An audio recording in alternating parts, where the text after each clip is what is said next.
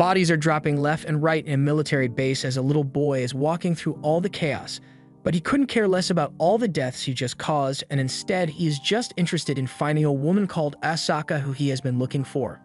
A door opens and that same Asaka is seen being held at gunpoint by a woman who we haven't gotten the backstory for. Asaka is surprised to see Yogiri somehow managed to get into this base where she was held captive, but the one holding her hostage threatens to kill her if Yogiri takes another step closer. As she points the gun at Asaka's cheek, Yogiri just stares at her for a bit, and soon after, she drops dead. Asaka has no idea what Yogiri did, but once again, he cares very little for the life he just took, and is just happy to have his Asaka back. And now, Yogiri is being shaken awake by a different girl whom he doesn't recognize. She tells him that her name is Danura, and he asks what she's freaking out over, but she is more surprised that he was able to stay asleep through the huge incident that happened to them. There are bodies on the floor of the bus, and she's got no idea what they are going to do. Outside the bus, they notice a tail moving, so Yogiri throws a microphone at one of the appendages that had stabbed through one of his classmates, and it causes a wyvern that was outside the bus to writhe in pain. It gets up in a position that makes me question the nature of the appendage that was in that boy, and then it charges at the two of them in the bus. So Danura is sure that they are going to die here since there is nothing they can do against a beast as powerful as that thing, but in the heat of the moment, she presses her melons against Yogiri, and that gets him to care just enough to say something and cause the dragon to drop dead before them. Danura is confused and doesn't understand what just happened, so Yogiri pulls out a video game and tells her to calm down so they can talk. But she gets upset that he thinks now is a good time to be playing games. She asks if he doesn't want to leave the bus already, but he sees no reason to be in a rush since there is no guarantee that the outside will be safe for them to venture out into. She understands his point but asks that he put the game down and take the situation seriously for now. Yogiri obliges and asks to be informed of what happened that led them to the situation they find themselves in right now, so Danura explains that they were riding the bus like they would any other field trip day, but as they went through a tunnel, they found themselves in a sunny meadow. At first, it was a pleasant yet confusing surprise, but then someone boarded the bus and introduced themselves as the sage Shion. She seemed nice enough at first glance, but as the teacher asks the reasonable question of what's going on, she boons his head off without hesitation. She tells everyone that she doesn't intend to harm anyone directly, but if they make her angry, they can fuck around and find out. She tries to make a joke, but it is so spectacularly unfunny that she freaking kills the driver for her own lack of a sense of humor. She explains to the rest of the students that she izaka'd them all here to become sages. This world is ruled by sages, but it is occasionally necessary to replenish the number of sages, which is why they were summoned here. She waves her hands and causes a majority of the students to begin glowing as she installs a system in their bodies called Battle Song. It comes with a status window, but Danura didn't get one, so she isn't sure what it looks like. Shion goes on to say that they have been given what this world calls gifts, so they are going to have to use those gifts well to become sages in the near future. Also, they only got 1 month to become sages, otherwise they die. Danura raises her hand and asks what happened because she didn't get one of those gifts, but Shion just says that there are times when people aren't suited to receive the magical gifts. So in other words, tough luck kid, you're screwed. Without a gift, she is doomed to become nothing more than livestock in this world. So with that out of the way, she tells them all that their first quest will be starting soon where a dragon will be attacking them, so they should try their best not to die. Danura's friend is looking over her menu screen and sees information about the dragon that will be attacking soon, though Danura still can't believe an actual dragon is going to attack. One member of their class gets the attention of the others and asks that they all work together so they can clear the mission, and to do that, they are going to need to know what they are working with, so he asks that they all reveal the gifts that they were given. The class comply with his request and write down their abilities to formulate a plan, but Danura, who doesn't have an ability, can't participate. However, she wasn't the only one who didn't get an ability since there were 3 others who had the same thing happen to them. Ayaka Shinozaki and Yuichiro Kiryu. And then there is also Yaguri, who managed to sleep through the entire commotion undisturbed, but then again, it's not like he ever did anything other than sleep in the first place. A while later, the rest of the gifted classmates who were sharing their ability lists begin to leave without saying a word to any of the people in the back who didn't receive one. So Danura tries to wake Yogiri up so they can follow the rest of the class as they exit the bus, but the one who led them the gifted class stops Kiryu. He tells him that he didn't receive a gift, and while those who did have gained some kind of special ability that allows them to do things like rip a chair out of the ground with ease, the rest of the class are just regular people who are still failing P class. Shinozaki asks the gifted class to protect the ones without gifts since they have the power to do so, But the guy thinks it would only become a burden for the class if they had to protect people who were so weak the entire time they were trying to become sages. Thus, they came up with an ingenious plan. They are gonna ditch them all here and use them as bait. Everyone in the class agreed to do this to them, so there is no one to appeal to for help. Another one of their classmates uses her ability to cast charm on the giftless classmates, making them all look far more attractive than they were before. But unfortunately, they're going to match with that dragon, and it's not going to be a pleasant experience for them. The rest of the class leaves them to their fate, and they have no idea what they are going to do. But things only get worse for them as the dragon arrived and began the slaughter. And that leads us to where we are now, though someone was peacefully sleeping in the back of the bus while his classmates were getting slaughtered. Yokari now understands the gravity of his situation. He is in another world, so how is he supposed to charge his video game without any outlets available? Aside from that, if what they learned from the gifted class is to be believed, then there is likely only one dragon in the area, so it should be safe for them to head outside now since it is already dead. Before they go, Donora asks Yokiri if he did something to the dragon earlier, but he just says he told it to die and it died. She doesn't believe him, but that's what he did, so he just steps out of the bus. There are 3 options for places they can go to after this: a hill, the city, or the forest, but it's probably a good idea not to go into an unknown forest unprepared. Before a decision can be made, Donora notices something flying towards them. Yokiri asks if it is another dragon, but this time is 3 of their classmates, Higashida, Fukuhara, and Hanakawa. She's surprised to see them flying in, so Yokiri asks if he should kill them, just in case. Donora stops him since they should at least hear them out before they murder anyone, but Yokiri points out that leaving the giftless behind to be killed isn't something a good person would do. Donora still doesn't want to have to kill anyone, but even if she doesn't hold a grudge against them, they may still be hostile towards them for no reason. The 3 gifted students are shocked to see that the dragon is dead, and moreover, Donora is still alive. Their plan was to use their powers to turn her body into a zombie and, well, do demonetizable things to her. And they say all of this right in earshot of Donora herself, so she realizes Yokiri may have been right about them not being good people and is suddenly much less opposed to killing them. Higashida launches a fireball which is powerful enough to melt straight through the bus and carve into a mountain behind them, all to show the power difference between them and force Donora into giving up and becoming their plaything. Higashida says that he decided in this world that he would do anything he wants, and the first thing on that list is to screw Donora along with the other 2 guys who say they've been dreaming about this for a long time.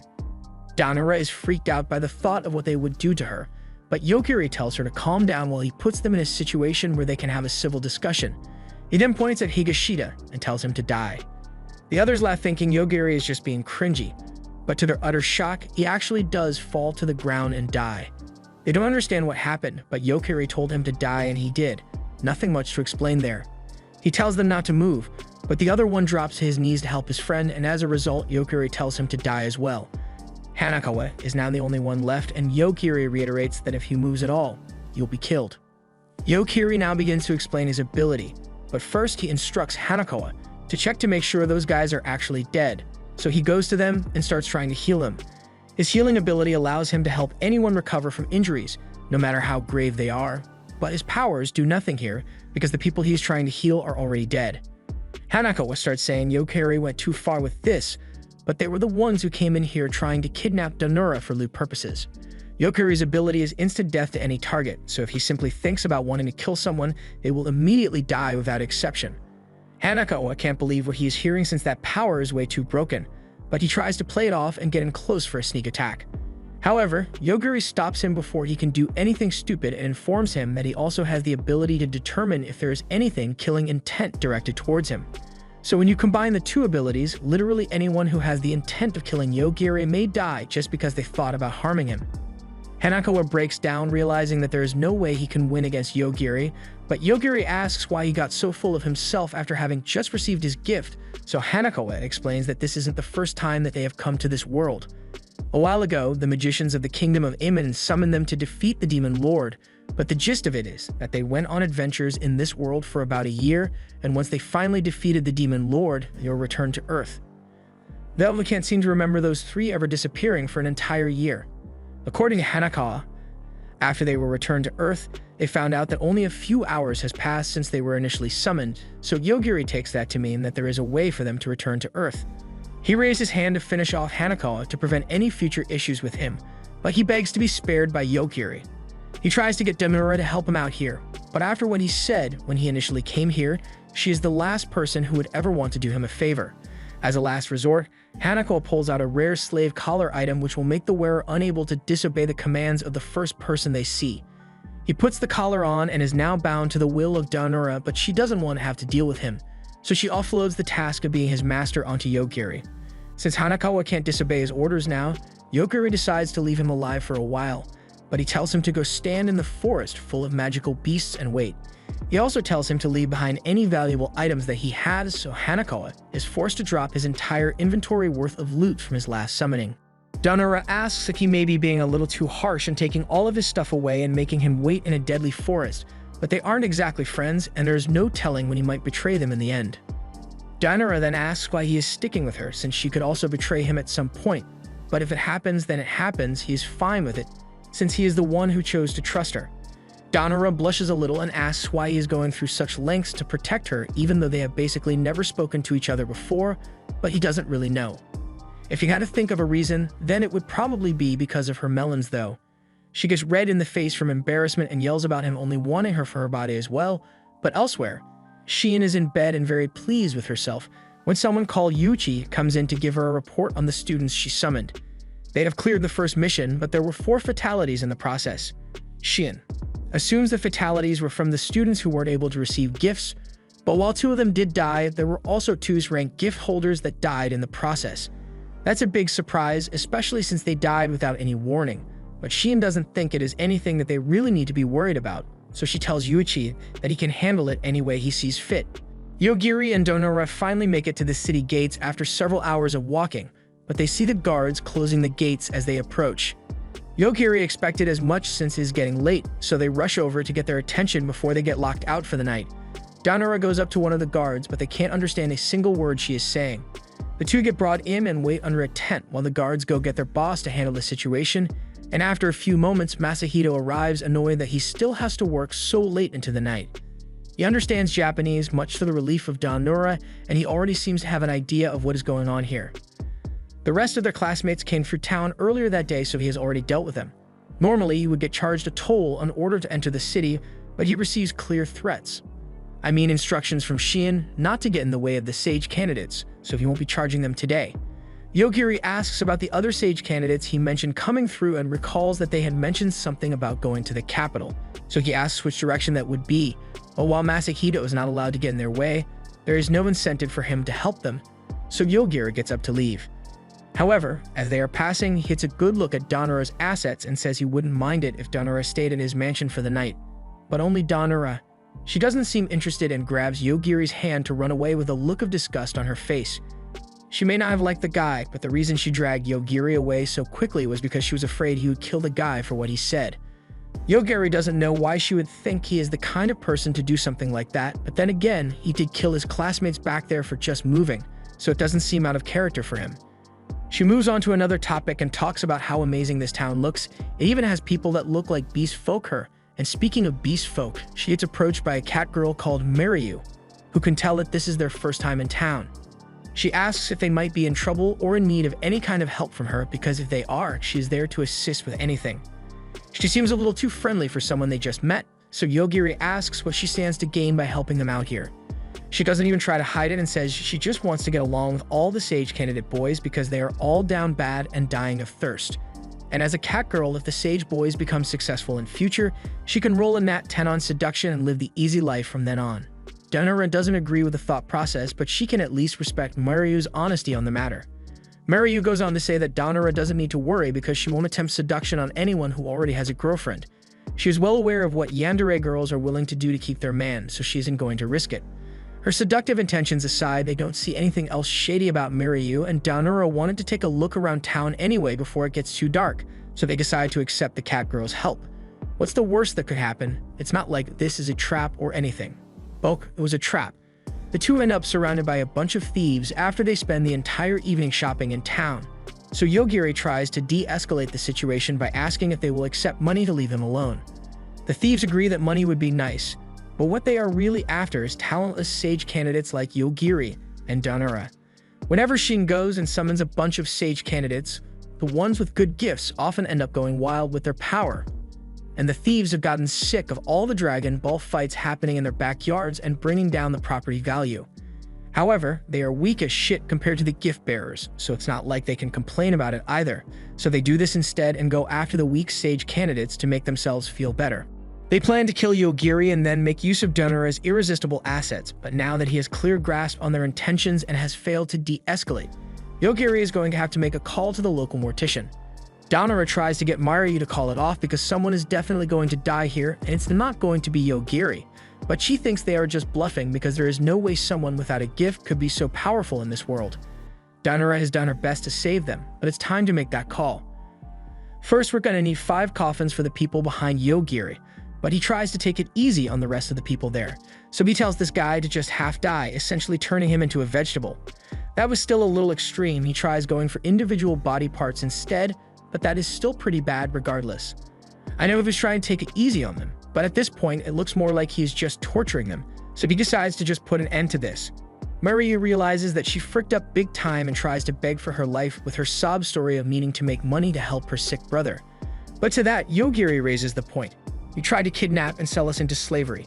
She isn't going to be getting a redemption arc either, as Yogiri is ready to put an end to this and tells both her and the last guy to just die. However, this time nothing happens and they thank the heavens that they are still alive, but they aren't going to stick around for Yogiri to try again, so they both make a run for it. Danura asks him why he chose to let them go, but he didn't. His kill success rate is always 100%. So just when Maryu thought she was a safe distance away, the death kicked in, and believe it or not, she dies. Oh yeah, this guy ends up dying too, but no one really cares about him anyway. With all the attackers dead, Yogiri and Danura begin to walk off. However, they are called back by the city's guards who got news of the abnormally high number of coffins requested from the mortician, so they want to have a little chat with him about what just happened. Yogiri tries to lie his way out of this and just says that he found these guys on the floor already, but the guard isn't falling for his excellent deception tactics because she saw the whole thing. Those guys suddenly fell dead just before they could attack. Danura can't believe Edelgard is making them the suspects after they were the ones who got attacked first, and if she was watching the entire time, why didn't she do something to help when they were clearly in trouble? Edelgard makes the claim that she was just trying to find out who those guys are selling all their victims to, so they were going to let them kidnap Yogiri and Danura and just follow them until they found the guy they were looking for. She also tells them that the guards have received the sage's protection, so the gifts they have as sage candidates won't work on them, so they should just come quietly if they don't want any trouble. However, one of her men uses his appraisal ability on both and finds that neither of them actually possess any sage abilities, so they can't explain how Yogiri could have possibly managed to do this, and thus they have no grounds to make an arrest. Edelgard admits defeat and tells them they are free to go, and Edelgard's subordinate apologizes for his commander's rudeness. Yogiri tells him it's fine, but as an apology, it would be nice if he could hook them up with a place to stay for the night. The man doesn't disappoint as Yogiri and Danura now have a really fancy inn to stay at. While Danura is still taking on the beauty of the place, Yogiri asks if she would like to share the same room with him while they are here. She finds that to be a bit embarrassing, so Yogiri offers to just have their rooms be next to each other. Danura gets to her room and marvels at the luxury it provides as she jumps on the huge bed. She starts thinking about Yogiri's initial request to share a room with her and wonders what kind of lewd things he must have been thinking about to ask for such a thing. Then again, this is literally the first time she's been away from Yogiri since they got to this world, and without him there to protect her, she would either be dead or enslaved thrice over. She wonders if Yogiri really likes her after all, but I think he already made it clear that he was specifically after those soft chest cushions of hers. While she squeezes her face into a pillow out of embarrassment, she hears a sound coming from the room and looks up to find a ghost floating over her bed. She's freaked out at first, but then she realizes that the ghost happens to look a lot like her sister. But her sister is still alive and must have done something really bad because this is actually their family guardian spirit, and she makes it clear that she wants to have nothing to do with Danura's sister ever again. She is here to help Danura in her time of need since she is facing a very troubling series of events, but she wanted to help her, and why didn't she do it when the dragon attacked, or maybe when she was almost sold into slavery twice in the same day? The guardian spirit, Moko, is an honest woman and tells her that she is scared to death by Yogiri, and that really tells you it's bad because she's already dead. With the kind of power Yogiri has, if she were to appear recklessly in front of him and make a bad impression, she could be erased from existence in an instant. So she wants Danura to tell Yogiri about her before she shows herself to him so he won't think of her as a threat. Danura says she'll tell him tomorrow, but then asks what kind of help Moko was going to give her. Moko explains that since she is a spirit, she can protect Danura from most things aside from physical attacks. In fact, she was the one who prevented the battle song Sage Gift from being installed into her body back on the bus. Danura gets angry because Moko basically put her at a permanent disadvantage in this world, but Moko doesn't see the problem since she thought Danura would have been opposed to a random person putting something suspicious inside her body. The Sage Gift certainly has its advantages, but once you allow it to be installed, then Shein basically has control over you for the rest of your life, so it's not the best trade-off. Besides, it is Moko's goal to ensure that Danura returns to the Earth to become the successor of their family martial arts technique. But while Danura certainly would like to go home, she's pretty much stuck just relying on Yogiri because she is so weak. But that's where Moko is going to work her magic, as she will teach Danura all the centuries of fighting techniques she knows of. The next morning, Danura meets Yogiri downstairs after not getting any sleep the whole night because of Moko's midnight training arc. She asks Yogiri if they are going to meet up with the rest of their classmates after this, and that is something he wanted to talk to her about. They both meet with a woman called Celestina, and she has been helping Yogiri by looking up the locations of all his classmates and how to get to them from here, as well as getting language translation and status concealment items for them. She even made him a charger for his game console, and I've got to say, Celestina is really earning that paycheck. She has also prepared 2 tickets for the both of them to reach the capital by train with a noon departure time. Yogiri thanks her for all her hard work, and if you were wondering how they've been paying for all the stuff they've gotten, they still have tons of gold they robbed from the 3 returner students. Yogiri asks Celestina if she can take their leftover gold and do something like put it in investments for them, and she totally does it with no issues. The two move on to continue their journey to join up with the rest of their classmates and are heading toward the Primal Forest because Celestina thinks they will head there to train, but midway through the ride, Yogiri senses something and pushes Danura down to avoid a slash that destroys the entire train car. One of those Dragon Ball Sage fights is happening nearby and the collateral damage is really high. Elsewhere, one of this world's sages receives a report from Adelbert about the situation that occurred earlier, but they still don't know what happened since the guy who is still alive hasn't been able to give them an answer. This was the guy whose eyes Yogiri told to died, but they do not know about his ability, so they are confused and trying to figure out the cause. Even after ripping out one of the guy's eyes and using healing magic to grow a new one back in place, he still can't see. The sage then tries to use her vampire nature to turn him into one and give him regenerative powers, but that doesn't work either. Their experiments are cut short soon after as someone bursts through the wall with a sword in hand, but we'll get to that later as we head back to Yogiri and Danura, who are still on the destroyed train. Yogiri can tell that they were not the intended targets for that attack, but it is still pretty dangerous for them to be here. It looks like a sage is attacking a robot that the people of this world call aggressors, and the battle is reshaping the landscape. Danura asks Yogiri if he can just kill them because they are in the way, but while Yogiri may be a killing machine, he still has rules that even he has to follow as well. He can't just go around killing people because they inconvenience him, and those guys didn't intentionally send the blast hits way, so there would be no reason to kill him. But then again, the sage seems to be a piece of shit, so Yogiri decides to kill him after all. Back with the vampire sage, the person that attacked has just blown away the entire castle, but with her innate healing ability, she was able to just tank the explosion. She did something terrible to this guy's lover, but once again, nobody cares about him. Plus, she's immortal, so she doesn't even bother killing him and just chucks him off the roof. She then instructs Adelbert to find Yogiri since she wants to figure out how he managed to kill all those thieves. Meanwhile, after Yogiri killed the sage, the robot does the smart thing and tries to negotiate things peacefully rather than fight. But it doesn't have anything that Yogiri wants, so instead, Danura gets something. Later that day, the vampire sage holds a meeting with Shein over the dead sage they just found near the train tracks, and she suspects that Yogiri might be behind this. Shein doesn't really care but leads her to do as she sees fit, so the vampire sage calls on one of her subordinates and tells him to get the zombie army ready. Back to Yogiri and Danura. After a ton of walking, they can finally see the city of Hanabusa, which looks a lot like a Japanese city. While Danura is still all peppy and full of energy, Yogiri is absolutely winded after the long journey. Danura suggests that Yogiri start exercising more often, but the audacity of this bitch to say something like that after Yogiri just gave himself scoliosis from all the carrying he has been doing for the team. He's got a KD ratio that basically caused the extinction of the forest monsters and some bandits for good measure. After realizing she's been of no help at all this entire trip, she apologizes but asks that he tells her when they are in danger so she won't be acting so carefree and naive. Before they go, Danura asks if his being tired after using his ability means he has a limit to how many times it can be used, but nope, he has no cooldown on it and the devs never patched it out, so he's free to spam instant death as much as he wants.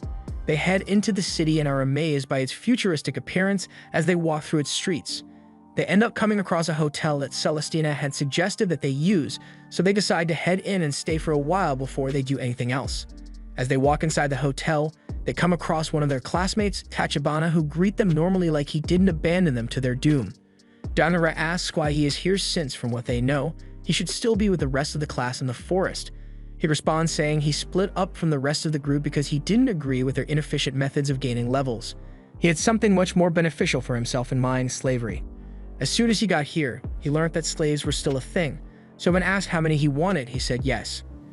These are the primary members of his harem: Erica, Stephanie, Chelsea, Euphemia, and Riza. These are quite the array of different girls, but they all have one thing in common for now: they hate Danura. Tachibana tells them to shut up for a bit while he talks to his classmates, and while he does that, Yogiri tells Danura that he seems really confident, so he must have a strong ability of some kind. They still don't know what his ability is, but he has been like that since he was in high school. He had the ladies flocking to him, so he was always a bit of a narcissist, and he would switch girlfriends more often than Amazon goes through employees. Tachibana speaks up and says that since they'd met here by chance, then would Danura like to become his slave, lover. She's petrified by the absurdity of his statement, but he assures her that it is fine since if she is worried about what will happen to Yogiri, while he usually doesn't swing that way, he'll make an exception for Yogiri as well. Neither of them can believe the shit they are hearing, so they ask what makes him so confident to make a request like that, and Tachibana reveals that he has the class of Dominator, meaning he is able to absolutely dominate any weaker beings. That is a pretty powerful ability, but if Tachibana is here, how does he intend to get stronger if all the others are busy training while he's lounging around here? But that isn't much of a problem for him since his ability is also broken. He explains that after the class had safely made it to the town and were celebrating, he was approached by one of his classmates, Utori, who told him about the true nature of his ability. Utori has the class of consultant, so he came to give Tachibana some insight on what he should do from now on. Right now in the class, everyone is avoiding him because of his class of Dominator, and Utori doesn't want to fight to break out among them, so he informs Tachibana that the true power behind his ability is a pyramid scheme. He can go buy a bunch of cheap slaves and make them go out and fight for him.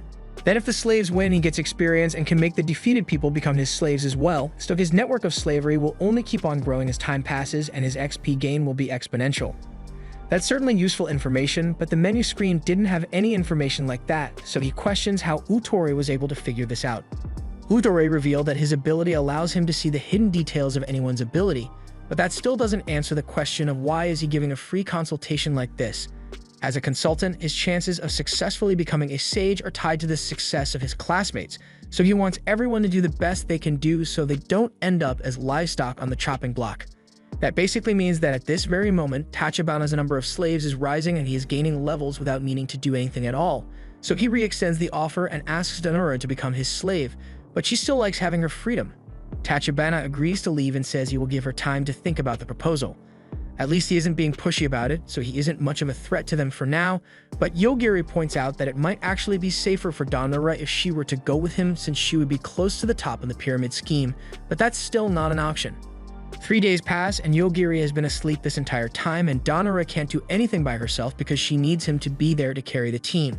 It has been peaceful this far, but not anymore as the zombie army has begun to invade the city. But once again, Yogiri isn't awake, so Danura just closes the curtains and chooses to ignore it. While she is laying on the bed, Mokomoko informs her that there is someone currently targeting her, but she isn't able to see them, so since she isn't built to handle threats at all, Danura grabs the phone to call Yogiri for help. Yogiri wakes up to the call for help, so he leaves his room to go save her life again. As he enters the hallway, he is able to scan and can sense some killing intent coming from someone, so he traces it back and kills the assailant, who happens to be Erica.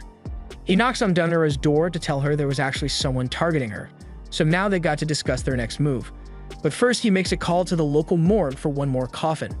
Tachibana was out in a dungeon when he noticed that Erica's signal suddenly stopped working, so something must have happened, and on the other end, Yogiri realizes that Tachibana might come back for revenge since he killed one of his top slaves, so they had better leave soon.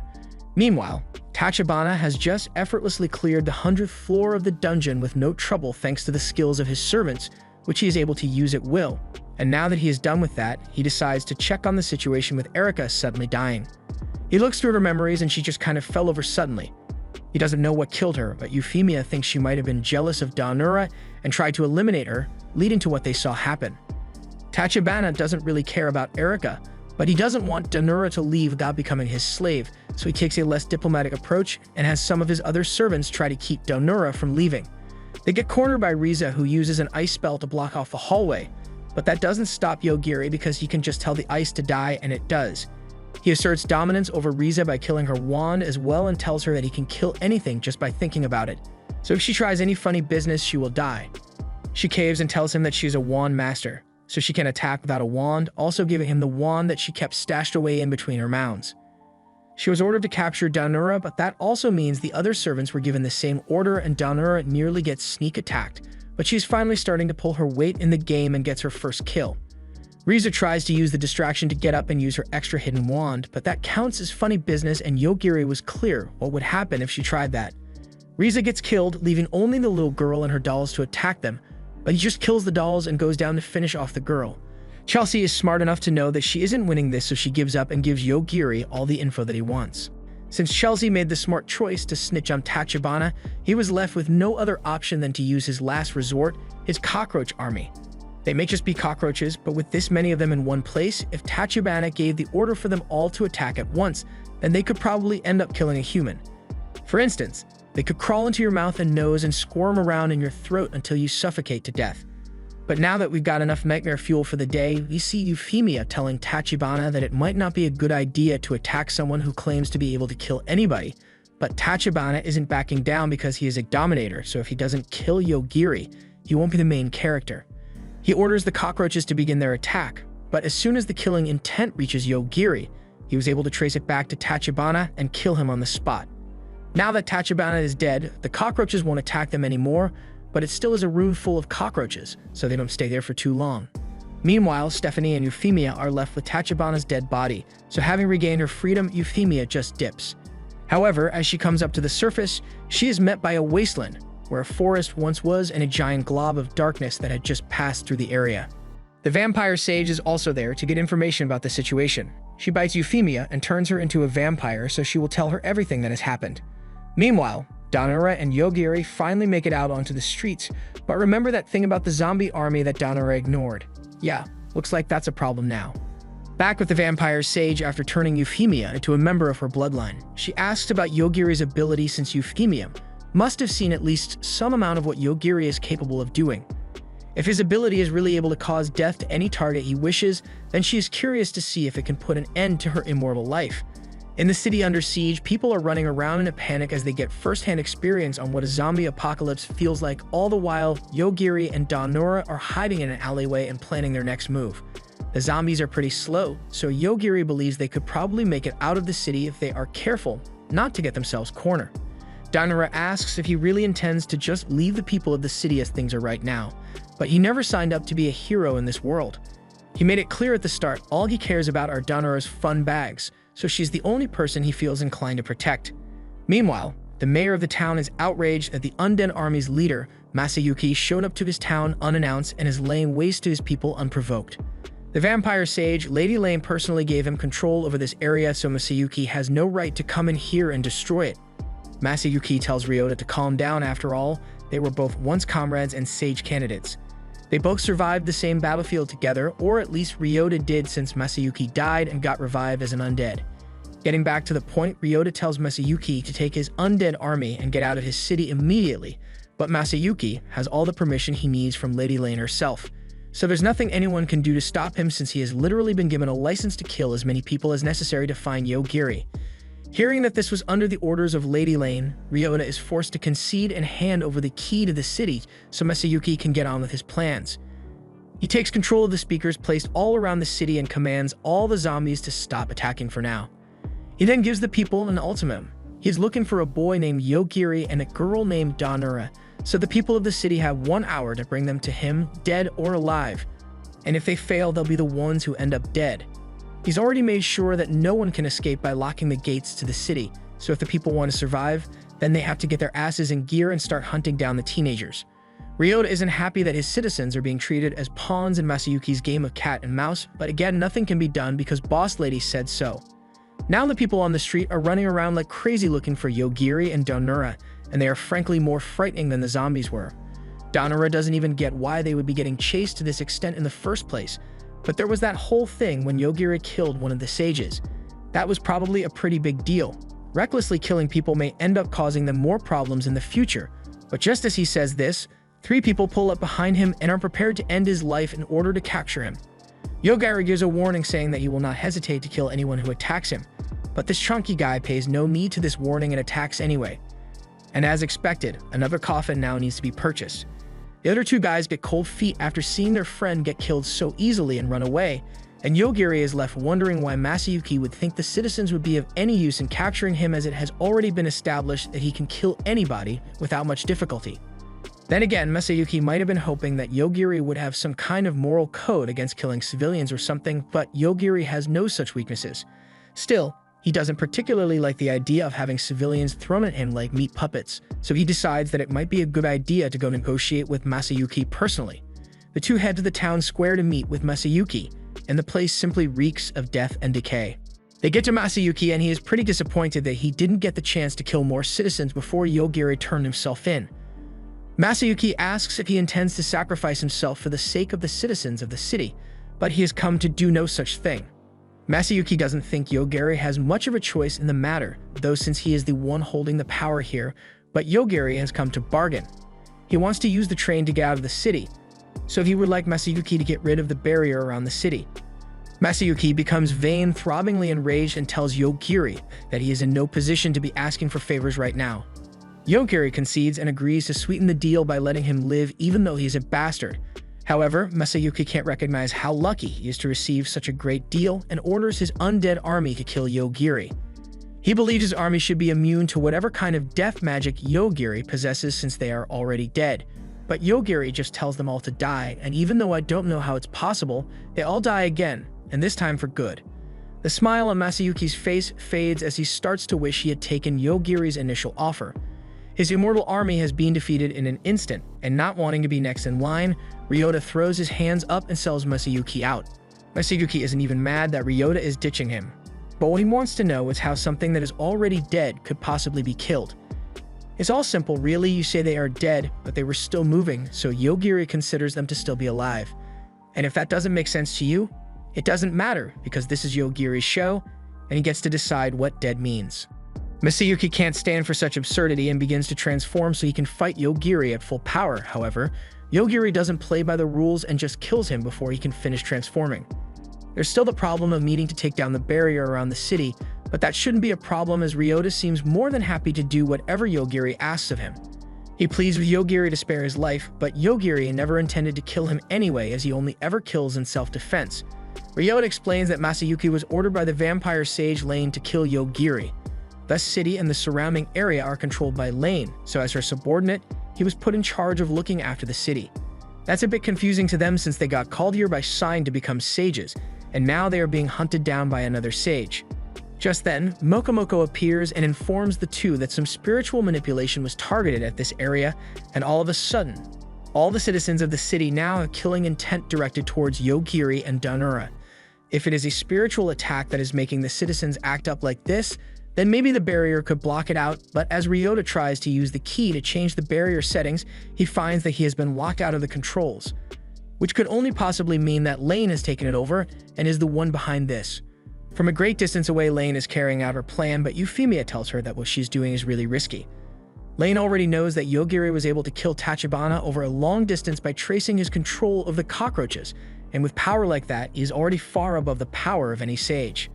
That is exactly why Euphemia believes they should just let him do his thing and step aside. The mind-controlled people begin attacking Yogiri one by one, and he is forced to continuously kill them as they attack. He has had something like this happen to him before, where one guy tried a bunch of things just to see how Yogiri would react to them, but in the end he can always just kill them all if it comes down to it. Ryota is having a really hard time seeing all of his precious citizens dropping like flies right in front of his eyes. Meanwhile, Lane is still doing her thing outside the city, and as that darkness monster from before is approaching, it works out in her favor because now she can cause Yogiri's death without any direct killing intent against him. She decides now is a good time to put her backup plan into action and duplicates her body several times in the sky. In the city, the darkness has arrived within the city borders, and it is turning everything that it comes in contact with into sand, and it's heading straight for them.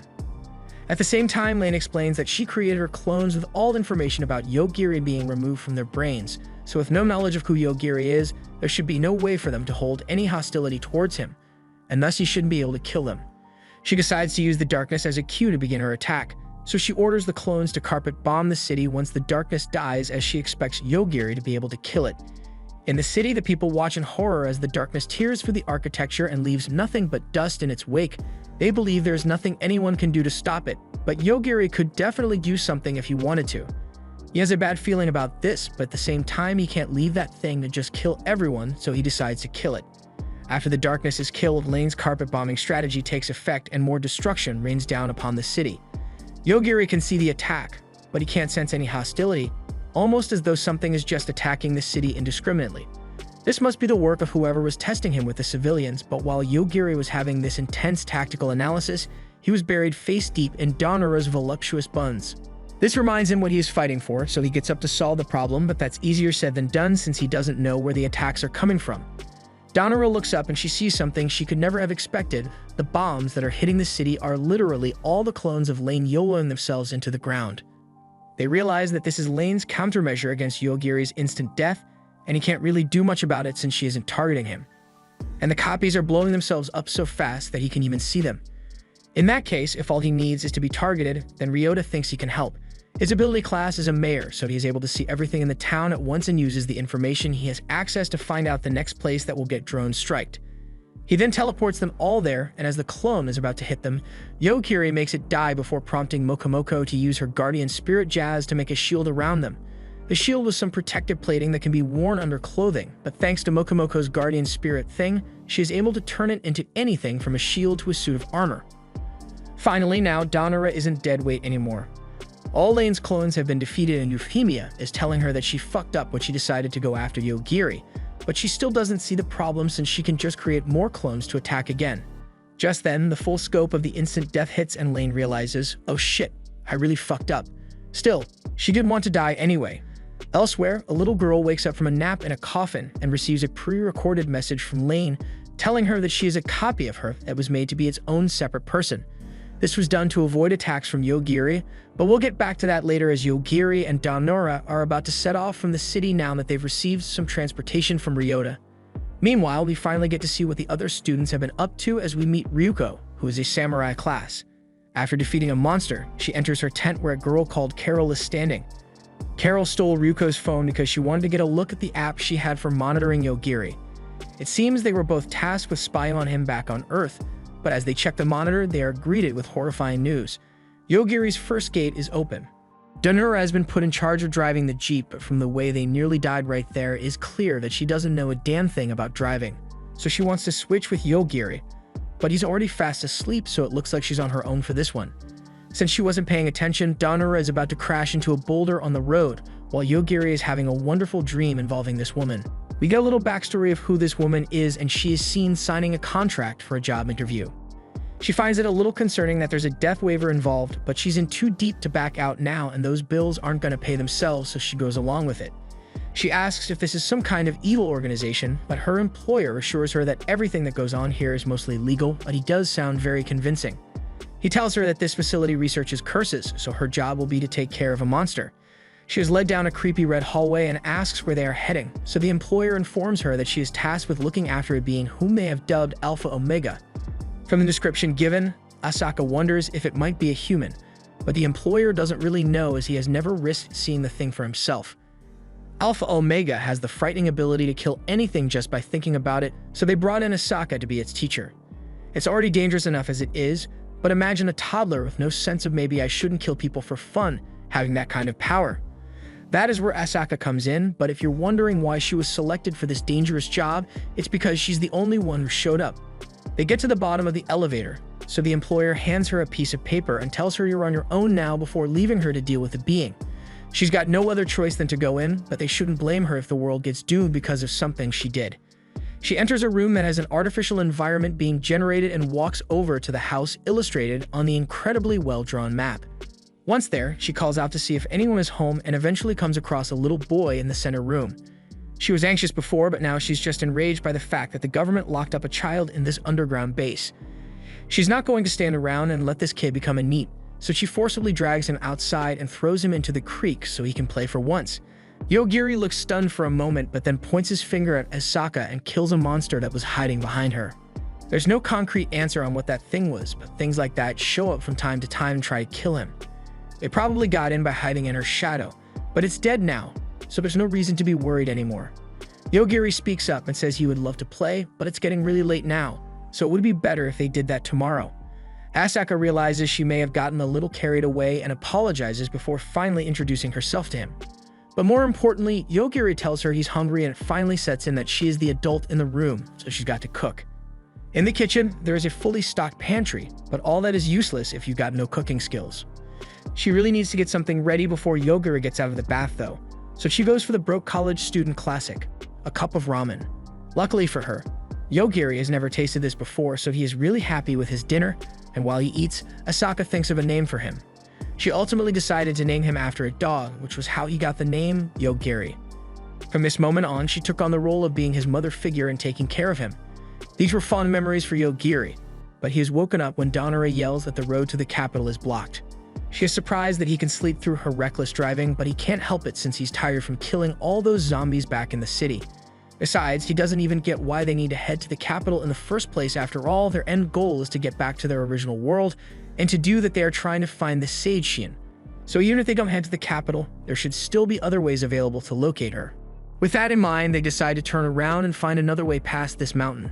But as Donora is backing up, she accidentally rams into a dragon that was standing behind them. They get out to assess the situation, but the dragon attacks, leaving Yogiri with no choice but to kill the thing. However, that wasn't the only dragon, as there was a whole flock of them, and they are all honed in and ready to blast them clean off the face of the earth with fire. Unfortunately for them, they were up against Yogiri, so moments later, they all dropped dead. They were forced to wipe out an entire population of dragons, but if you think about it, this is dragon territory, so Yogiri just pulled up and committed mass genocide in their front lawn. However, things aren't over yet, as a golden thunder dragon soon appears. However, the gold dragon doesn't seem to have any killing intent aimed at them, so Yogiri sees no reason to kill it. After a few moments, the dragon says they can pass and then tries to fly away in a hurry so it doesn't get killed. Since the dragon can talk, Yogiri calls it back under threat of being killed, and we are introduced to this little girl. Donora wonders why that huge dragon turned into this little girl, but don't let the details bother you. Right now, Yogiri asks the important question of why the dragons attacked him and Donora in the first place.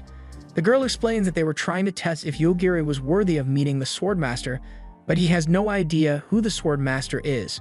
The dragon can't believe they came all the way out here with no intention of meeting the master, but they just want to get to the capital, so there's no reason to take a detour now. The dragon pleads with them to follow her to the master since her job was to bring promising individuals to him, so she can't return empty-handed after losing her entire dragon army. The Swordmaster is supposedly on equal terms with a sage, so Yogiri agrees to meet him since he might have some clues on how they can return to their original world. Plus, they were kind of stuck here anyway, so the dragon promises that if they come with her to meet the Swordmaster, then she will personally take them to the capital. She introduces herself as Attila and guides them to the location of the Swordmaster. When they arrive, they find a lot of people standing around as they are also here to meet the Swordmaster and have a chance at becoming the next Divine King. One of the guys there thinks it must be against the rules to come here by car since everyone else had to walk, but the Swordmaster himself says he has no problem with it. You may think the Swordmaster is a nice guy, but you'd be wrong, as the first order of business after he arrives is for everyone to kill each other until there are less than half remaining. Yogiri didn't even want to come here in the first place, so he asks if he can just go since he isn't going to participate. Thus, the Swordmaster makes up a rule that no one is allowed to escape. The bloodshed begins as the participants begin killing each other, and as some people begin to target him, Yogiri sees no choice other than to kill them. But this time, he doesn't need to, as someone steps in to protect him and Donora from danger. This guy seems to actually be pretty decent, but he is glazing the Swordmaster way too much. He says there is no way the Swordmaster would ever actually want them to kill one another, so it must have just been a test to see if they would act dishonorably just because he said so. However, the man definitely just wanted to see some of them die.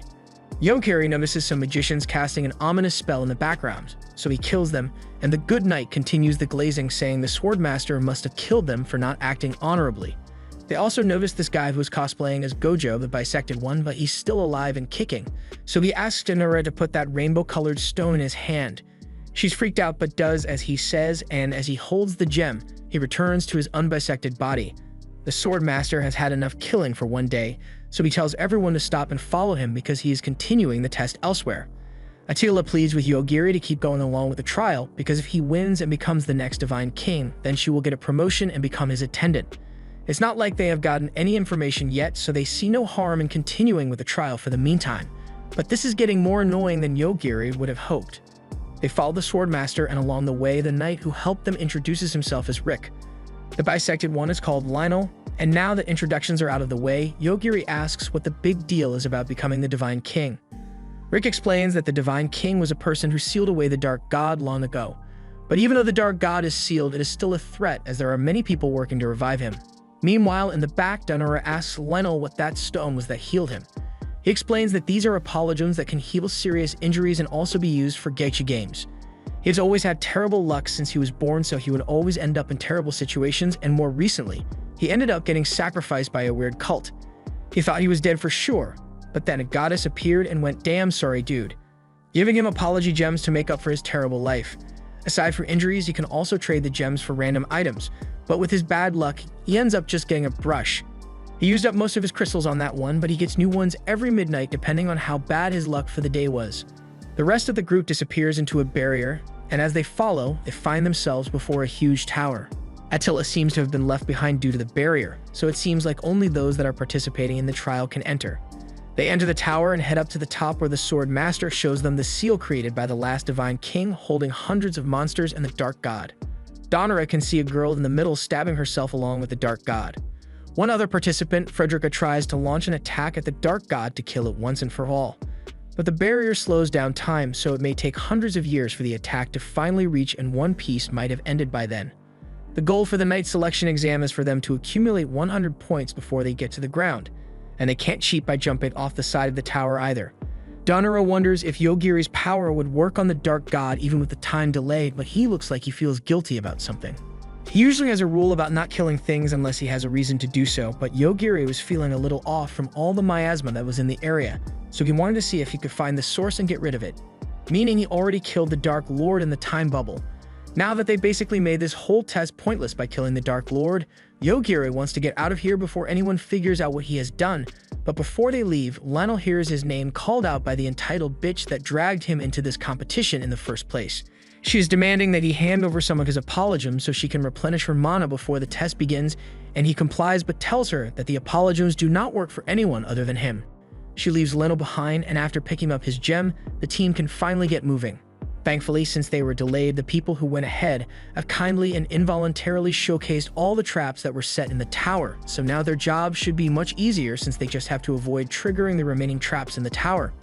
It shouldn't be too hard, but then again, they've got Lionel and their team, and immediately after Rick had warned everyone to be careful, he steps on a magic circle and gets his chest impaled.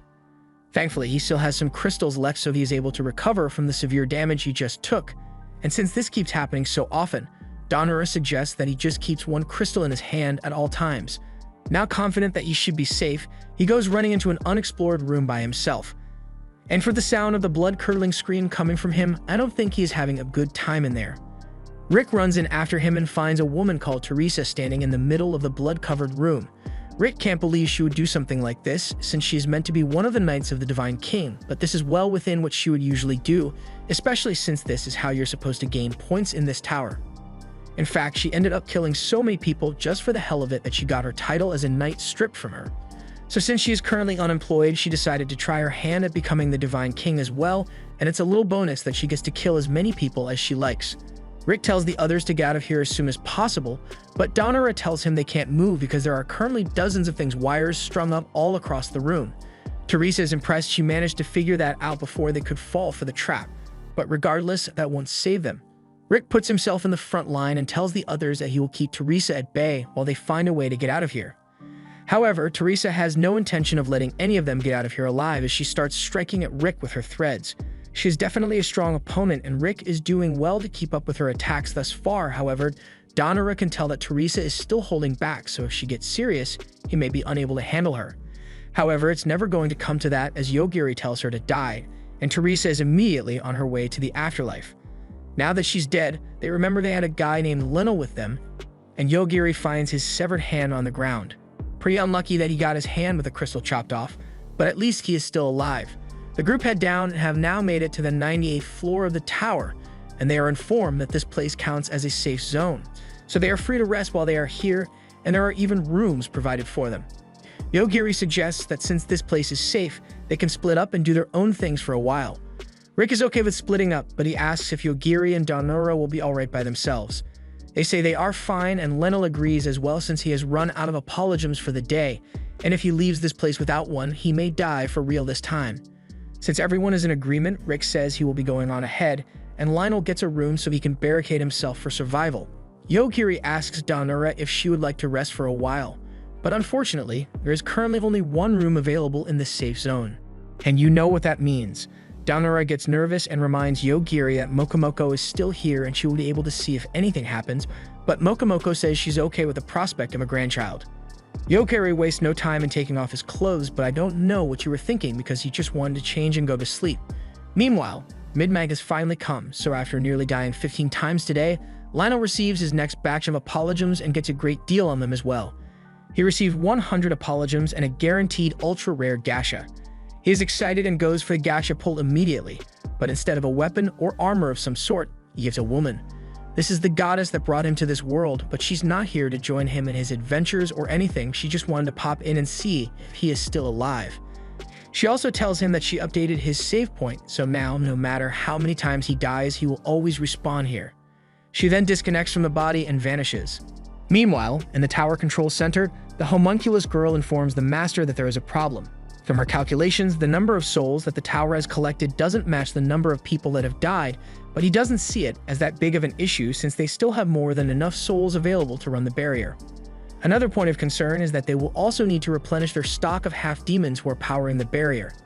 Elsewhere, we see a blue-haired girl running through a field with explosions happening around her. She points out that it is rude to attack someone on sight when you don't even know what they want yet, but the guy is already well aware that she is here to recruit him. The girl was indeed asked to recruit him and was given orders to kill anyone who refused to join, so she makes sure she has the right person by scanning him with her eye. The guy is called Seitu, and he used his gift to build this colony and live a peaceful life here. And he doesn't want that messed up by Aoi, so he uses his power to attack her with a bunch of tentacles. Unfortunately for him, Aoi has hacks built in. Since none of his abilities are working, Seitu takes out his sword, which has a high luck stat on it, so her ability can't affect it. But that just means she has to avoid getting hit by Seitu's sword, and she does so quite effortlessly before holding him at knife point and slitting his throat. She then gets a message from her talking knife informing Ho that she has got another job to complete and needs to head to the city of Hanabusa in order to take out Yogiri. She's annoyed that she doesn't even get to catch her breath, but starts heading out to complete the mission. But before she goes, a face I never thought I'd see again shows up. Hanakawa somehow managed to survive in the forest for a while, and he was eventually saved by Seitu, who took him in and let him live in his barony. However, now that Aoi has killed him, there's no one left to protect this place, so he desperately wants to go with her. Back to Yogiri and Daonora. Daonora was still sleeping when Mokomoko started calling for her to wake up. She opens her eyes and finds Yogiri's face first in them titties, although it's not like he did it intentionally since he is still asleep. Besides, that wasn't the reason Mokomoko woke her up, it was because she is stuck in the wall. She was watching them sleep earlier when Yogiri started hugging Daonora in his sleep, and thinking some spicy action was about to take place, she went into the wall so she wouldn't be interrupting anything. But then she got curious to see if they had gotten busy yet, so she tried to take a peek, and then this happened. It seems like the tower has a mechanism to capture spirits, so she is slowly getting sucked into the wall. Yogiri finally wakes up and she asks if he can do anything to save her, but Daonora has already given up and thanks Mokomoko for all the time they spent together. Since the wall is sucking her in, Yogiri walks up to it and locates the mechanism doing the sucking. Then he makes it die, which works for some reason. Mokomoko is glad she managed to survive, even though she's been dead for centuries by now, but she still wonders what the reason behind the tower sucking up souls could be. Yogiri isn't sure, but with all that has happened, he tells Daonora that she's going to have to make sure she is ready because he's going to kill anybody that even remotely seems like a threat from this point onward. She already knew they would need to kill people that try to kill them, and she's thankful to Yogiri for always protecting her. And she got Yogiri blushing really hard from what she just said to him. Elsewhere, always approaching Yogiri and the others in the tower, but they run into the dragon and Hanako thinks they should run away, but she doesn't think it's such a big deal and just says, "I don't think a dragon's that bug should be able to fly." And immediately after, the dragon falls to the ground. Her ability doesn't simply cause a Force Nat 1 roll, it literally changes the world to be exactly as she believes it to be. So in other words, no matter how delusional she is always right. But if her opponent has good luck, then she can't use it on them. The dragon is still a threat though, but it gets beheaded by an aggressor who gathers intel from it and then heads into the barrier. Oa decides to follow it and Hanako gets dragged along. Meanwhile, Yogiri and Danura continue to make their way through the tower by destroying the challenges, but the creator of the tower gets pissed and personally comes down to stop them. He says the tower was created to maintain the barrier and keep the Dark Lord sealed, so he can't have it be destroyed. Yogiri promises that if they let him and Danura out of the tower right now, then he won't destroy it anymore. But Iglesia isn't feeling very reasonable right now. He's about to threaten them, but Yogiri isn't going to wait that long and just kills him. They continue through the tower and find two swordsmen duking it out in a stadium, and a guy called Masaki sitting on a throne which he must have had to carry all the way here. The girl fighting the bunny is apparently a half-demon, but Yogiri doesn't want to get involved and just asks to get through the exit without a fuss. However, Masaki is too full of himself and refuses to let Yogiri go without a fight, while the demon girl doesn't really care what he does. Masaki calls out the rest of his servants to fight and starts explaining what they can do, but none of that is important because a few seconds later, Yogiri kills them all. Masaki tried to fight as well, so Yogiri took him out too. The demon girl recognizes the power Yogiri must have to be able to kill someone like Masaki so easily, so she requests that he let her join him. The girl introduces herself as Theodisia, a swordsman in disguise who infiltrated the tower trial in an attempt to locate her sister who had gone missing recently. She came here because she had heard her people were getting imprisoned in the tower, so she would like Yogiri's help in traversing it and locating her sister. However, helping her would mean going against the Sword Master, so she understands if they do not wish to go through with it. Up till this point, Yogiri and Danura have basically been going through the tower by destroying it bit by bit. So if anything, they are already declaring themselves as enemies of the Sword Master even if they didn't want to. For that reason, he is fine with helping her out, but he tells her not to rely on his ability too much as he is just helping her look for her sister. Theo is very appreciative of his offer to help, but they got to have some kind of clue on where to search if they are going to start looking for her sister. She doesn't have much to go off of, but for some reason she can sense something underground, so that's the first place they'll look. Just then, they are joined by Rick, Frederica, and Lionel, who has surprisingly managed to make it this far without dying. They all head to the next room where the Sword Master was waiting for them, so as he sees that 17 candidates have managed to make it through the trials, he is about to proclaim the next Divine King, but before he can do that, he gets interrupted by the homunculi, who have come to deliver terrible news. The tower has fallen silent, almost as if someone told it to die, so they are having trouble maintaining the first barrier, and the second barrier is largely unstable right now, so there is no telling how long they have before the subjects of the Dark Lord are able to breach it. In that same instant, a bright light shines through the tower, and as everyone opens their eyes, they find that the tower has been completely destroyed along with the first barrier, but the second one is still barely functional. The Sword Master draws his sword as the one behind this destruction descends upon the former tower. He had thought destroying the tower would get rid of the barrier as well, but it seems they are maintained by different systems. The Sword Master knew this day would come, but he didn't expect it to be so soon. Still, now that things have come to this, he asks the candidates to help him defeat that thing. Otherwise, humanity is done for. While all this is going on, Yogiri suggests that they go search underground while everyone is busy with that thing, and Danura asks if he really isn't going to do anything about it, even though he can. But as a wise man once said, I missed the part where that's my problem.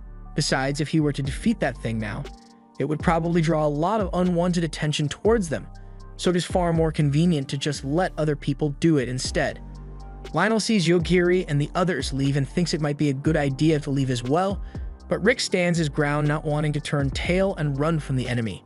The same goes for Frederica, so they stay where they are and prepare for a fight. The Dark Angel comes down to the ground and demands to know how to disable the barrier that is holding the Dark Lord in, but the Sword Master refuses to give that information up so easily. The Dark Angel doesn't mind if he wishes to be stubborn about providing the information. He'll just stand here and kill them all one by one until someone feels like telling him what he wants to know. People begin dropping like flies as the Dark Angel electrocutes them, so the ninja in the group tried to stop him by charging forward and creating several shadow clones. However, the clones made no difference as the angel was still able to electrocute them all to death in an instant before he could lay as much as a finger on him. Frederica now decides it's her time to shine, so she charges up a full power blast of impressive scale. But while the buildup was awe-inspiring, its payoff was not worth it, as it was just absorbed by the Dark Angel. From behind it pops a boy who was really impressed by the power output of her blast, considering she is just a human. The homunculus warns the Swordmaster that the boy is an abnormal being as well, but he takes offense to that and says they still have names: Lute and Orgame. Frederica doesn't care though and just wants them dead, but as she tries to go for another attack on him, the strength gap between them is made clear as she has her attack stopped by 2 fingers. Frederica backs off to create enough distance to attack again, but as she does, she realizes she is missing her arm. The missing arm is in the hands of Lute, who turned it into candy when he touched her and proceeds to eat Frederica's body part right in front of her. Rick takes over and strikes at Lute with his sword, which seems to be more effective than magic, but still not enough to give him an actual challenge. He yells for Lionel to get Frederica to safety while he can, but just then, he gets a notification that he has a guaranteed ultra-rare gacha available right now. He decides there is no better time to try his luck than now, so he leaves it up to chance and uses all his apologems to see what he can get. And as the music stops playing, it is the goddess that has been summoned again. He doesn't think she's going to be very helpful since she only came to check on him last time, but now she is actually serious about fighting here. The subordinates of the Dark Lord that they are currently fighting aren't even the strongest ones, so she should be able to take care of this pretty easily. They were excited for a moment, expecting the goddess to obliterate the Dark Angel, but imagine their shock when Orgame starts kneeling to her instead, and Lute hugs her because they haven't seen each other for a long time now. It turns out that meeting the goddess was one of the most unlucky things that could have ever happened to him, as her ultimate goal in coming here was actually to destroy all of humanity. Meanwhile, back with Yogiri and the others, they have been heading downstairs for a long time, but it doesn't seem like they are actually making any real progress towards their goal from the way things are going. It is almost as if they are stuck in an infinite loop that is meant to protect something up ahead. As they continue to walk, Theo suddenly feels a small amount of the magic belonging to her people, so Daonara asks Yogiri if he can do something like destroying the mechanism that is keeping them stuck in this loop, but he doesn't think he should mess with it because it might be really important. But moments later, an unexplained slash cuts straight through it, undoing the infinity loop. Yogiri doesn't know what just happened, but since he didn't have to destroy the barrier himself, he's okay with it. However, whatever created that slash is still out on the loose. They head into the basement to see if they find Theo's people, but if you've learned anything by now, the basement always houses the most horrific things. Case in point, the pile of living sludge that were once known as Theo's people. They were likely turned into this, so they could have their magic drained from them, but despite the abomination she is witnessing, Theo is somewhat glad that her sister isn't among the ones that were forced to suffer this fate. She puts them out of their misery with her sword, and now they know what happened to the demons that were kept here. Daonara asks what they are going to do now. Yogiri says they should head back to the surface for now, and they'll decide where to go from there depending on what is going on at the moment. He asks Theo what she wants to do, and now that she has seen what she just saw, she has made a vow to kill the Swordmaster with her own hands. Back on the surface, the Swordmaster appoints Rick to be his successor if anything were to happen to him, so even though he doesn't intend on dying here today, if he were to die, Rick should be able to hold his own using the power stored inside the tower. Lionel feels terrible for bringing the goddess here when her goal is to wipe out all of humanity, but even if he dies, he will just end up back at the last save point, so he takes a gamble and asks the goddess why she is doing all this. She had a pretty decent relationship with him, so she explains that a long time ago, her boyfriend disappeared without saying anything to her. This is the Dark Lord we're talking about, and after he went missing, she sent a bunch of messengers all over the world to locate him and found out that he was sealed away here. But no matter who she sent out, she was never able to beat the Sword Master. So she started thinking that if she sent someone as unlucky as Lionel here, his bad luck might rub off on them and make the Sword Master lose for once. Lionel knew he had bad luck, but he never thought it was bad enough that a god would use him as her trump card to destroy humanity. To top it all off, she uses a magic mirror to check the status of the people who could pose the biggest threat to her. But for some reason, it looks like they all died of unknown causes.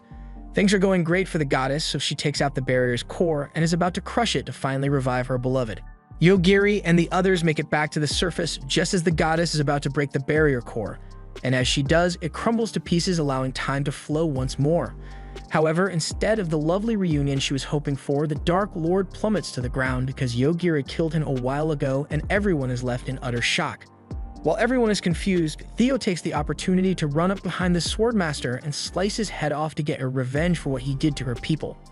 At the same time, that Blade Invader from before stabs the goddess to gather information while she is in a state of shock. After it leaves, she falls to the ground, but while the stabbing wasn't enough to make her lose her life, she has definitely lost her mind after losing her darling. The rest of the Dark Lord's subordinates prepare to take revenge on the humans for the death of their lord, and since things are going to get bad if he does nothing, Yogiri tells Theo and Danura to hold on to him for a second. He then uses his ability to kill all the subordinates of the Dark Lord as well, and if you're wondering why Theo and Danura needed to hold on to him, they didn't. He just wanted to experience it. After all the subordinates are dead, Danura asks if they should do something about the goddess that is firing off blasts indiscriminately. She has just gone insane and holds no hostility towards Yogiri, so he sees no reason to kill her. At the same time, Aoi is dragging Hanakawa towards the former tower as the blasts erupt from the goddess. He just wants to go home, but she assures him that there is no need to worry since they won't die from this. Main characters always have plot armor protecting them from getting hit by random shots. She approaches the guys who are taking the front of the goddess's attack and asks if they've seen Yogiri around here. Rick knows Yogiri, but this isn't the best time to be looking for a friend as they are a little busy right now. Aoi acknowledges this and decides to help him finish the battle so she can find Yogiri sooner. She scans him and relays that he has become the new Swordmaster, so he should have the power necessary to kill the goddess. Rick gives it a try and lunges forward to attack her, managing to stab her through the gut and finish her off. And now that that's done, Aoi is back to searching for Yogiri. It doesn't take long before she spots him through the dust, so she scans him to get a sense of what she is up against. And she immediately regrets coming here. The scan gives her intense nausea as the only information she can get is that Yogiri is the end of all things in the shape of a man. There is nothing that can beat him. She starts throwing up, so Yogiri asks if she is alright, but she is too scared to get any closer to him. She makes up an excuse by saying she wanted to deliver Hanakawa to them, but Yogiri doesn't want him in the first place. With nothing else to say, she makes a graceful exit so she doesn't get killed by him, leaving Hanakawa behind to fend for himself. After all is said and done, there are only a few people left alive. There are many things Rick would like to ask about, starting with Theo over there that sliced off the Swordmaster's head mid-fight. She says what she did is justified, so it has nothing to do with him, but while he didn't exactly like the Swordmaster after his death, Rick is now the new Swordmaster, so he is kind of involved. Yogiri tells Rick to go take a look in the basement to see what the old Swordmaster was doing behind closed doors. And if he still wants to go after Theo, then Yogiri will side with her. Rick doesn't get what he thinks he can do because up till now, he has yet to see Yogiri do any fighting, but the Divine King tells him off for being ignorant and informs our misinformed friend that Yogiri was the one who killed the Dark Lord and all his subordinates. The power he possesses is immeasurable, so Rick understands that if he says she was justified, then he can't argue. He asks what they all plan to go from here, and Theo states she will keep looking for her sister, Euphemia. Yogiri and Danura remember hearing that name back in Hanabusa, so she decides to head there first. Meanwhile, Yogiri and Danura will be heading to the royal capital, so Rick provides them with 2 pendants that should get them in with no issues. With that, they head off on their next journey, leaving Hanakawa behind again, and elsewhere, Cyan gets news that Aoi has gone off the grid after encountering Yogiri. She is starting to get curious to learn what Yogiri really is, so she decides to summon someone who knew him from Earth. She summons a random scientist and asks him about Yogiri, but when the guy learns that she brought Yogiri to this world, he thanks her for saving all of humanity on Earth. Unfortunately, since Yogiri has been using his ability here, it sets off a code red on the scientist's device, which in turn blows off his head and leaves Soon more confused than ever about the origins of Yogiri.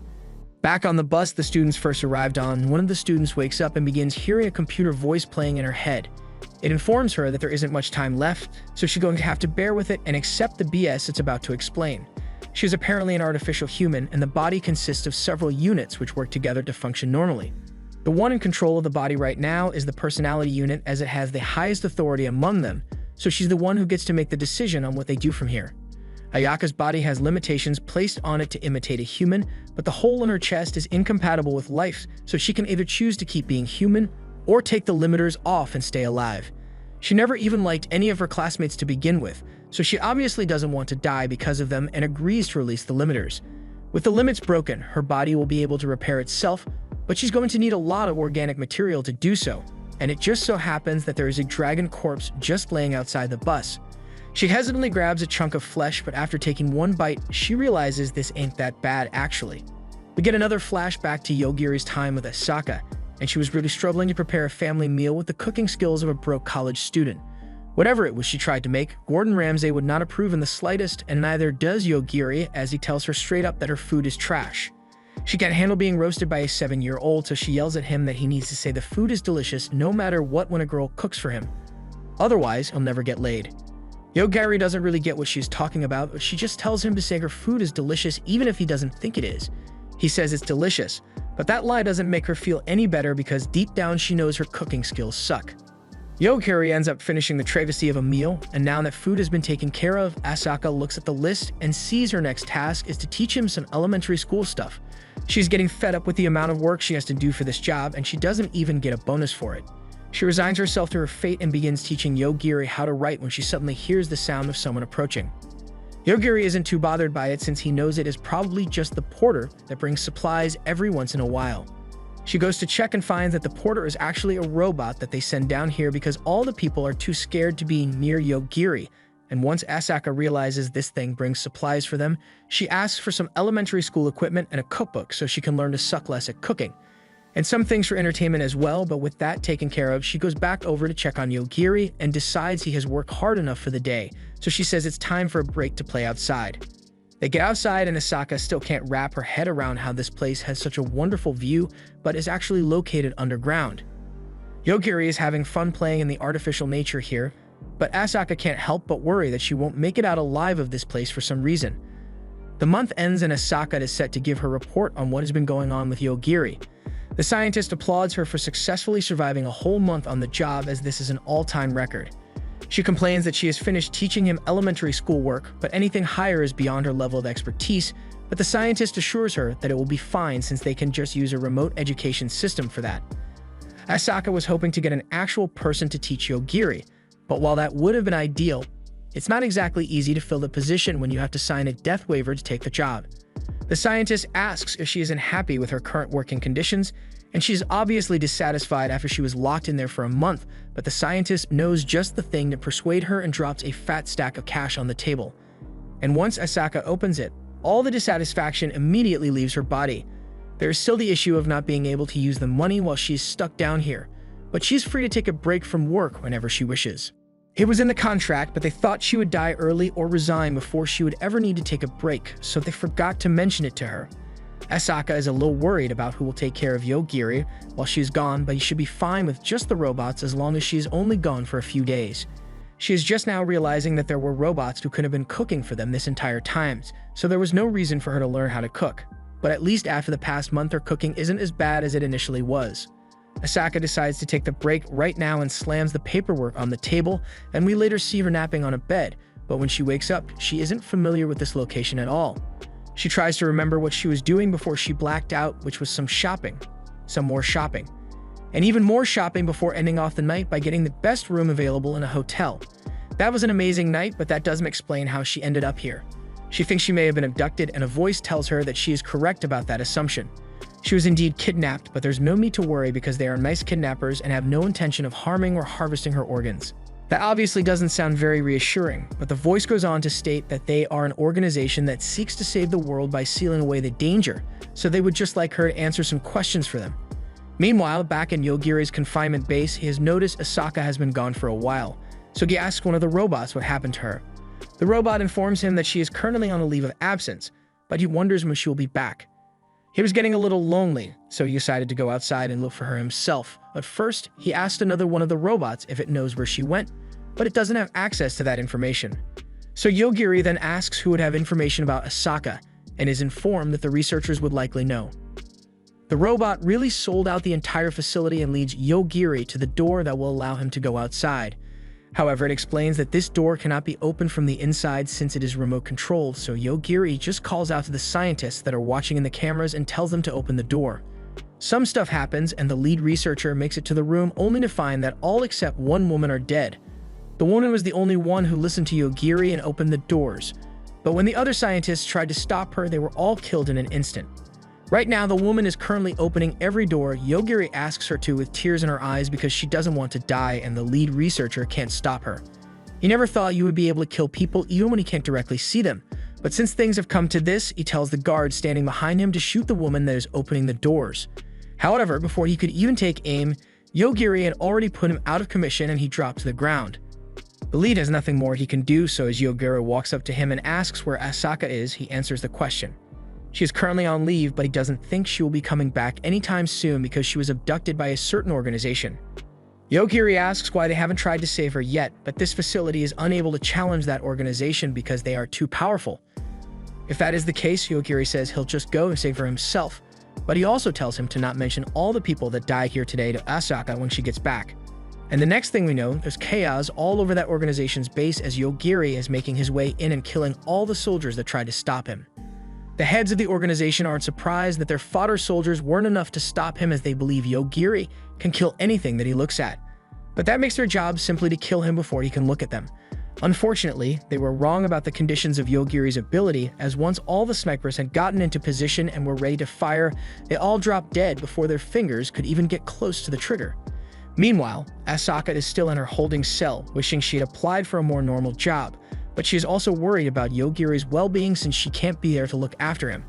Just then, she hears explosions from the chaos happening outside and thinks this might be a good opportunity to escape while everyone is in a state of confusion. But as she heads for the door, the head of the organization comes in and points a gun at her. Asaka is now being held at gunpoint by her and used as a meat shield to get Yogiri to back off. Yogiri is glad he has finally found Asaka. The head tries to blackmail Yogiri by telling him she will kill Asaka if he comes any closer, but that goes about as well as you would expect.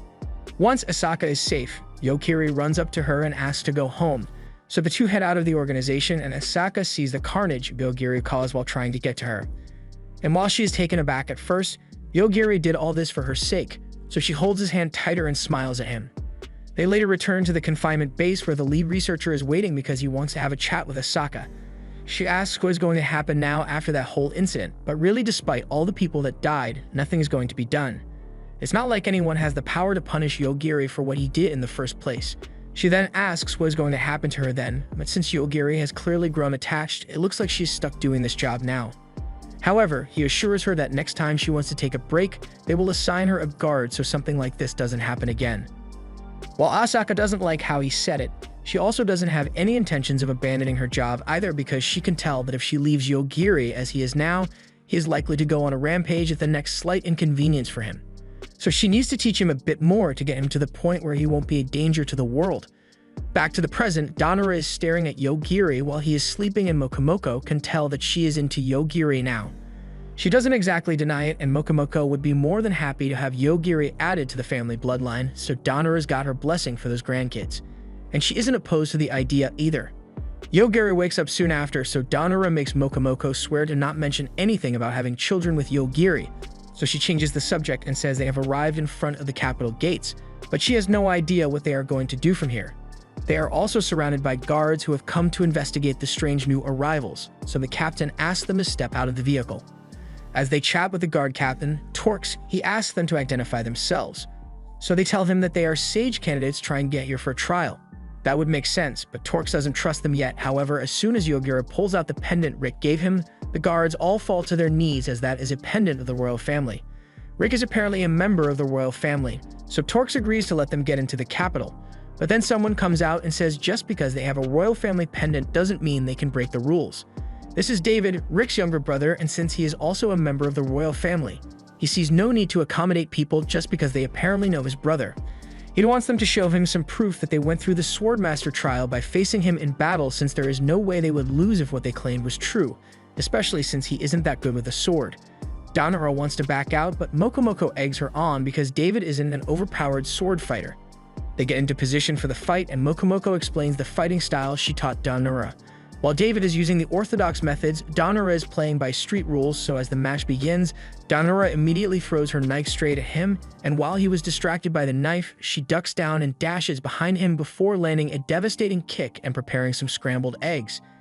It is safe to say that he is down for the count, so she is declared the winner of the match. The rest of the guards praise her for the skill she just displayed as they've never seen anything quite like it before, but that's all part of the secret technique training Mokomoko gave her. And on another note, he is still on the floor in as much pain as ever, so Yogiri asks if they should do something about that, but Donora thinks he should be fine since she didn't kick him that hard after all.